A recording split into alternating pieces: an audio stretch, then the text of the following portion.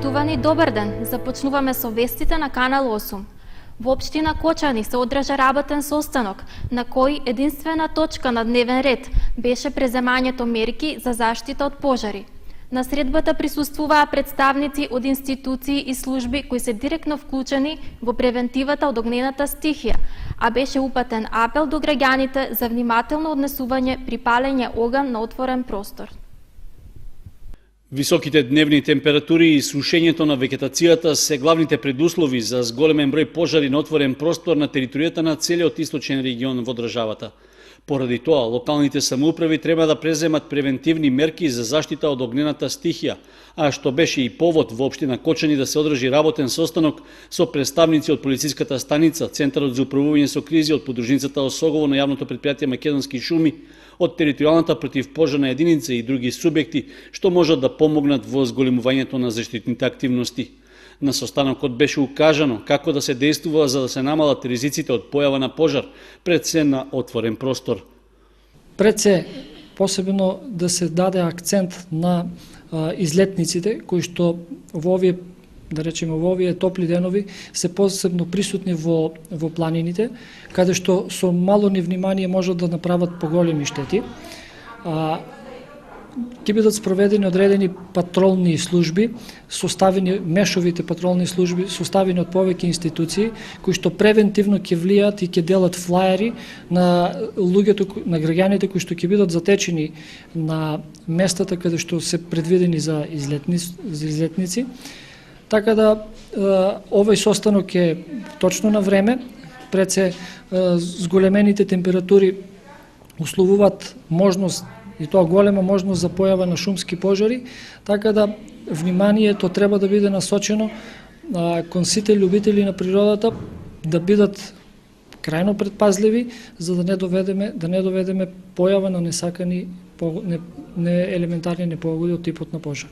Освен за излетниците во природа, апелот за поголемо внимание и одговорност при палењето оган на отворено се однесува и за земјоделците, со барање тие да не ги палат страништата по завршувањето на жетвата. Територијалната противпожарна единица од Кочани заклучно, значи со денеска би регистрирала околу 138 интервенции, од кои 78 однесе пожари на отворен простор, меѓутоа доколку се направи некој разграничување, 43 како бројка се водат значи интервенции што ги имаме на запалени стрништа или сува вегетација. Најголемиот дел од нив за жал се јавуваат на територијата на Чешиново, Облешево, а можеби едни од главните субјекти кои што секако мора да бидат вклучени овде се токму локалните самоуправи, па затоа во наредниот период ќе се настојува со директна посета и разговор со местното население да се действува превентивно кај нив, за да може што помалку да се намали бројот на овие интервенции кои што ги регистрираме. Арсов рече дека досега владата на Република Македонија се уште не излегла со препораки за забрана за движење во шуми, но дека може да се очекува со продолжувањето на топлиот бран и зголемената опасност од пожари на отворено да биде преземена и ваква превентивна мерка. Општина Кочани им честиташе и им додели награди на учениците од Основното музичко училиште Ристо Јуруков, кои што учествувале и добиле награди на меѓународни и државни надпревари. Награда му додели и на оркестарот на гимназијата Љупчо Сантов. Наградените ученици на акредитираните државни надпревари по музичките предмети од Основното музичко образование, односно учениците од Основното музичко училиште Ристо Јуруков Кочани и учениците од наградениот училишен оркестар на Средното училиште Љупчо Сантов, кој што освои прво место на државно ниво во категорија мешани оркестри од сите средни училишта во државата, на прием во салата на Советот на општина Кочани. Од општината им честитаа за постигнатите резултати, а со тоа докажаа дека го почитуваат и ценат трудот да бидат меѓу најдобрите. На учениците да бидат меѓу најдобрите. На учениците и нивните ментори беа доделени скромни подароци. Ме радува тоа дека продолжуваме со една традиција која што ја имаме преку Основното музичко училиште Ристо Јуруков и преку оркестарот кој што го водат реномирани наставници, професори по музичко воспитување, и ме радува дека поготово кај младите, забележувам доста млади наши сограѓани, постои интересот за овој дел на музиката. Димитровски рече дека од овие ученици очекува да излезат познати врвни музичари во иднина. Средбата беше по повод одбележување на празникот на градот Петровден. Гран При награда за членовите на фолклорниот ансамбл Мугри од Кочани на фестивалот за народни инструменти и песни Пеце Атанасовски, што се одржа во селото Долнен и Прилепско. Презадоволни се вратеа од настапот, бидејќи приредија одличен настап и се покажаа како најдобри во државата. Заврши 43-тиот фестивал на народни инструменти и песни Пеце Атанасовски. Гран При наградата ја доби фолклорниот ансамбл Мугри од Кочани, а добитник на гајдата на Пеце Атанасовски, што ја доделува општината Долнени, е гајдаџијата Стојче Трајанов од село Чешиново. На годинешниот фестивал учествуваа околу 350 изведувачи и во таква силна конкуренција, Кочанскиот ансамбл се покажа како најдобар меѓу најдобрите. Се представивме со младите членови на изучување на народните изворни инструменти. Зедовме учество со 4 точки, од кои 2 изворни песни и 2 инструментални изведби.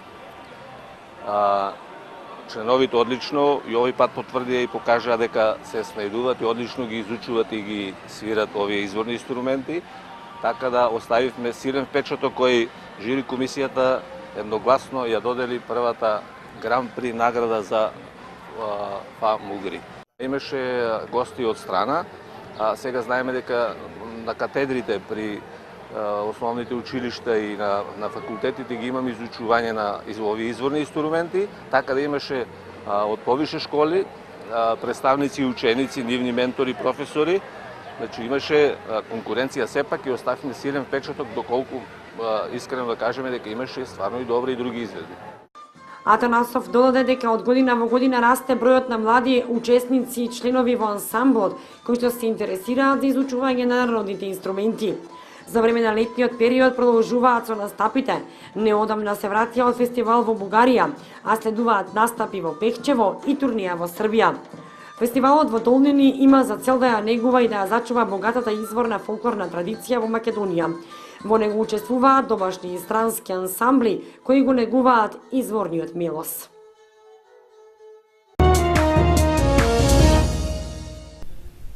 Во Центарот за култура Бели Мугри е отворена изложба на делата од ликовната колонија Свети Пантелејмон. Станува збор за 25 дела, работени во повеќе ликовни техники, а колонијата е дел од манифестацијата Петровденски конаци. Во изложбениот салон на Центарот за култура Бели Мугри во Кочани отворена изложбата на дела создадени од учесниците на годинешната младинска ликовна колонија Свети Пантелејмон, која од 7 до 11 јули се одржа во Кочани. Во неа учествуваат 12 млади ликовни уметници од Скопје, Вевчани, Кратово, Штип и Кочани на возраст од 14 до 18 години. На изложбата се поместени 25 дела работени во повеќе ликовни техники, кои младите уметници ги создаваа на колонијата. На делата се застапени мотиви од Кочанска река, старата архитектура на градот, како и многобројните убавини на езерото Градче. Годинава поразлична од претходните 5 години, значи оваа 6-та колонија се одвиваше овде во град Кочани, каде што институт на само место им беше инспирација што старата архитектура, современата, тука вклучувајќи ги знаменитостите, белези за Кочани, значи споменикот на слободата од Глигор Чемерски.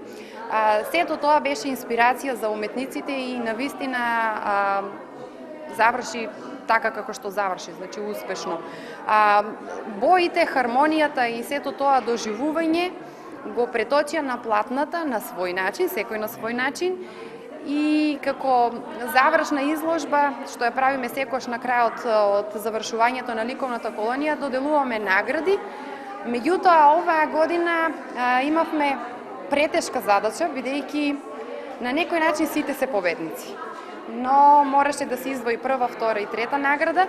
Оваа година победници се Аница Китановска од Вевчани, прва награда, Дорина Танева од Скопје, втора награда и Павел Николов од Кочани, трета награда.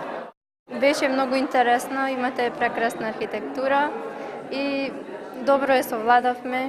Јас се сликав крушарско мало и многу бев инспирирана затоа што е многу старо и датира многу стара градба. Ликовната колонија Свети Пантелеймон беше исполнета со најразлични активности, дружење, ликовна едукација и образовно-ликовно доусовршување. Делата од ликовната колонија Свети Пантелеймон во Центарот за култура Бели Мугри ќе бидат изложени во наредните 15 дена. Изворни македонски песни во нивната правобитна форма може да се слушнат на отворената сцена пред Домот на културата Тоша Арсов во Виница. Со концертот на групата Ајазмо, општината го започна чествувањето на празникот Павловден. Мате на гранката велка ме на гранката велка ме. За прв пат на отворената сцена во Виница, пред платото на Домот на културата Тоша Арсов можеа да се чујат македонски песни во нивната правобитна форма. Песни кои се извадени од сршта на македонското изворно творештво. Песни по кои веќе 2 години трага и ги наоѓа по заборавените села младата вокалистка Габриела Јанушевска. Таа пред 2 години основа Сдружение за изучување и афирмирање на македонската песна во незината правобитна форма, а како цела група и младата популација. Ајазмо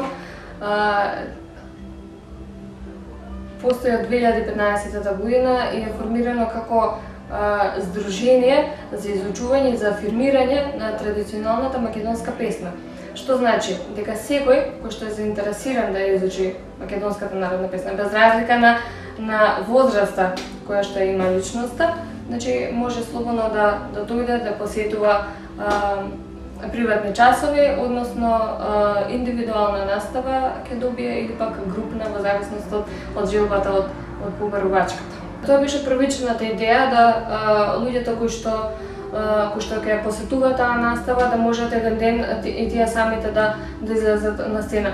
Меѓутоа во моментов морам да кажам дека се бориме со некоја си малку помала заинтересирано затоа што на луѓето не им е познато дека сите знаат дека може да додат на приватни часови за опера да научат да пеат, поп музика да научат да пеат, но не им е толку познато дека навистина можат да изучуваат македонската народна песна. Но како проаѓа времето, значи се обидуваме да се доближиме до помладата популација затоа што сите знаеме дека постарите ги познаваат, веќе ја знаат оваа песна, ја познаваат оваа традиција. Целта е и помладите да ја запознаат. Синоќа во Виница Ајазмо имаше неколку акапела изведби без придружба на инструменти, а настапи и со повеќе преработки на стари песни.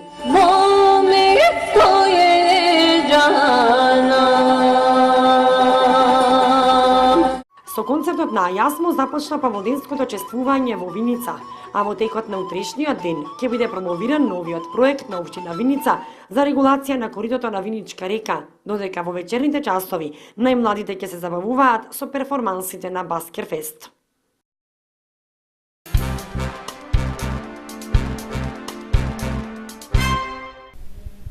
На почетокот на идната недела во општина Кочани ќе се реализира втората фаза од прскањето против комарците.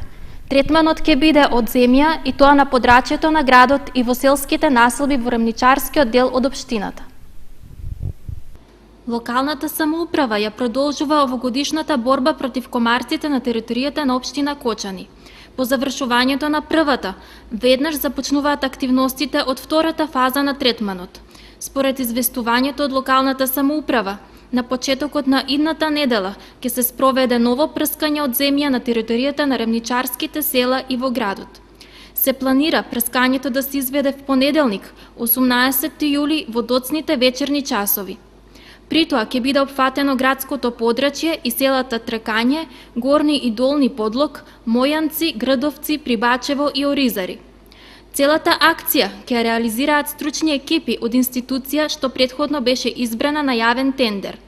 За уништувањето на комарците ќе се користи така наречена УЛВ апаратура со која се врши ладно запрашување. Пред возилото во кое се наоѓа уредот за прскање ќе се движи друго возило како предупредување за минувачите и другите возила. Со дезинсекцијата се планира да се опфатат зелените површини во градското подрачје, периферијата на градот, како и главните улици во рамничарските села. Третирањето, како и досега, ќе се изведува со биолошки одобрен препарат аквакотрин со активна субстанца делтаметрин. Граѓаните кои одгледуваат пчели, потребно е да ги преземат потребните заштитни мерки. Доколку во периодот на третирање се појават неповолни временски услови со ветер или дожд, третирањето ќе се одложи за следниот поволен ден.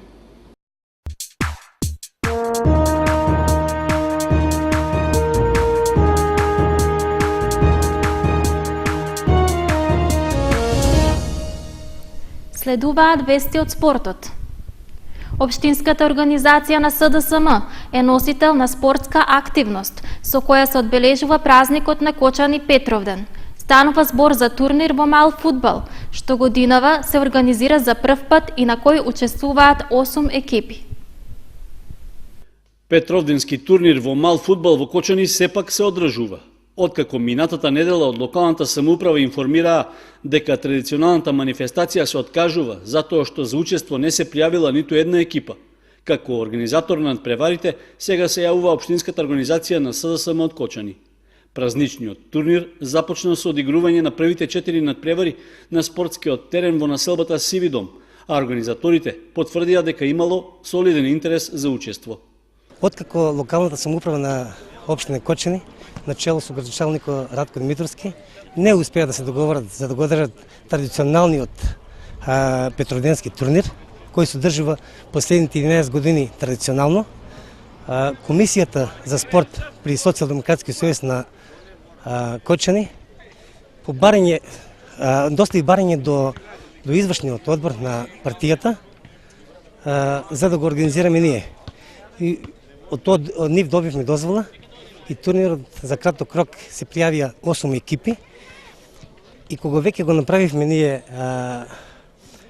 распоредот, се јавија уште други екипи, но терминот е многу краток и затоа бија одбиени. На турнирот учествуваат екипите на Фудбал Старс Драчевик, Белско Мало, Јоже 2, Осогово и Водовод од Кочани, како и Олимпик од Оризари. Во среда на 12 на празникот на градот Кочани, Петровден, ќе се игра финалето во 19:30 часот, 2 пати по 30 минути. Секако дека е обезбедена и скромна награда, ќе има пехар за победникот, ќе имаме после еден коктел сите екипи кои се учесници, само да го одбележиме празникот. Наредни години мислам дека ќе биде традиционално. Во првите средби од четвртфиналето, Драчевик ја совлада екипата на Водовод со 4:1. Сиви дом беше поразен од Белско Мало со 1:2 по изведување на пенали, откако во регуларниот период заврши 2:2. Екипата на Фудбал Старс пак беше подобра од Јоже од Јоже 2 и победи со 8:2, а Олимпик загуби од наполитанци со 0:3. Во полуфиналните надпревари се среќаваат Фудбал Старс и наполитанци, како и Белско Мало против Драчевик. Фудбалерите на Осогово ја имаа првата официјална прозивка и одржаа краток тренинг. Според стручниот штаб, со навремен почеток на подготовките, екипата би требала да оствари резултати што ќе го обезбедат одржувањето во втората лига. 20 играчи се појавија во понеделникот попладне на теренот на стадионот Никола Мантов на првата прозивка што ја свика стручниот штаб на фудбалскиот клуб Осогово. Дел од повиканите фудбалери не дојдоа со оправдување дека биле зафатени со учество на фудбалски турнири во регионот, но имало ветување оти нема да изостанат на следните тренинзи. Со прозивката и првиот тренинг практично стартуваа подготовките пред новото првенство во втората лига, во кое се најавува максимален ангажман на сите расположиви капацитети со кои располага екипата. Пред 2 дена направивме еден состанок со повеќето од домашните фудбалери, за денес го закажавме првиот тренинг, така да стручниот штаб со играчите од Кочани и Кочанско стартуваа со подготовките. Планот е во текот на неделата да се групираме со останатите играчи кои што сме во преговори од страна и се надевам до почетокот на следната недела ростерот на фудбалскиот клуб Осогово да биде кој што е предвиден за следната сезона комплетен и да одработи добри подготовки, да се надеваме дека ќе имаме успешни резултати, да ја постигнеме целта да бидеме на средината на табелата. Крстев потврди дека е уплатена потребната сума за котизацијата, во најголем дел со пари што ги дале членовите на управниот одбор, со што е исполнет и основниот предуслов за учество во втората лига. Денес и официјално е уплатена котизацијата, значи да чисто едно известување да до целокупната кочанска јавност да нема грижи, значи автоматски сме второлигаши и официјално во тој технички дел. Сигурно дека нема да биде лесно, ние имаме некој буџет скромен, можеби една од најниско буџетните екипи во лигата ќе бидеме, но никој нема за право да не отпише пред време, значи се случувале и многу поголеми чуда, така да ние едноставно само со работа, со труд, со залагање ќе се надеваме на позитивни резултати. Во меѓувреме, од фудбалскиот клуб Осогово беше испратен и официјален писмен допис до медиумите и јавноста, со кој се потврдува дека клубот ќе се надпреварува во второлигашкото друштво и покрај финансиските проблеми со кои се соочува. Тоа е причина што засега не се размислува за ангажирање нови фудбалери што настапувале за други клубови, туку акцентот ќе се стави на домашните играчи од младинските категории. Упатено е уште едно барање до стопанските и други субјекти во општината да достават писмени предлози за членови на управниот одбор на Осогово со можност за негово целосно преземање и управување. Со оглед што досегашниот претседател на управниот одбор се повлекол од функцијата, со повикот се бара и личност која ќе го наследи.